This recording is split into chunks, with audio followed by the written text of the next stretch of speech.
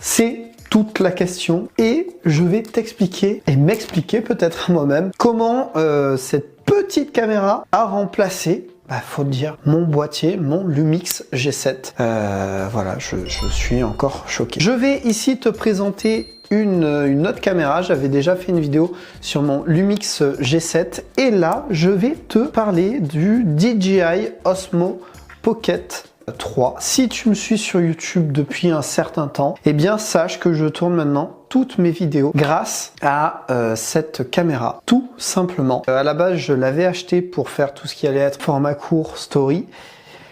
Et au final, elle fait même mes formats longs, je dirais, de YouTube. C'est une dinguerie, c'est vraiment une dinguerie. C'est une caméra vraiment ultra transportable, hein, vu la taille qu'elle fait, tu peux vraiment la mettre dans une poche, il n'y a aucun problème.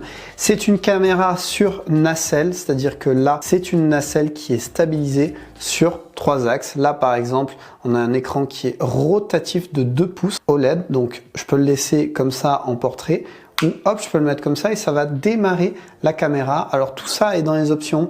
Tu peux choisir que si tu bouges l'écran, ça démarre, ça ne démarre pas. Si la caméra se lance dans un sens ou dans l'autre, moi c'est en portrait que j'ai configuré. Et elle est du coup stabilisée, ça veut dire que là, je sais pas si on le verra bien, mais la nacelle suit le mouvement afin que ça ne tremble pas, tout simplement. Après, hop, si je la prends comme ça, donc là par exemple elle est tournée face à moi et si j'appuie 3 fois sur le joystick, hop, elle se tourne directement et là donc elle voit en direction de la caméra et tout ça je peux le suivre depuis ce petit écran et c'est vraiment pratique, on peut vraiment tout faire.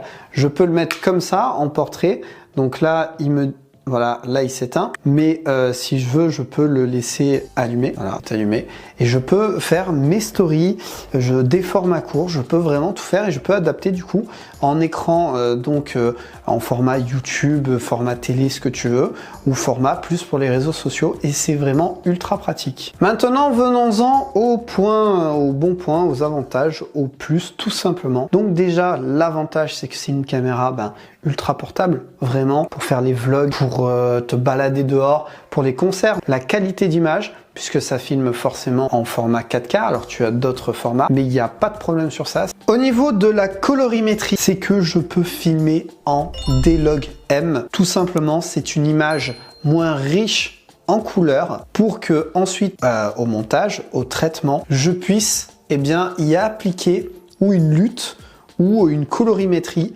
qui sera propre. Génial les gars, bravo.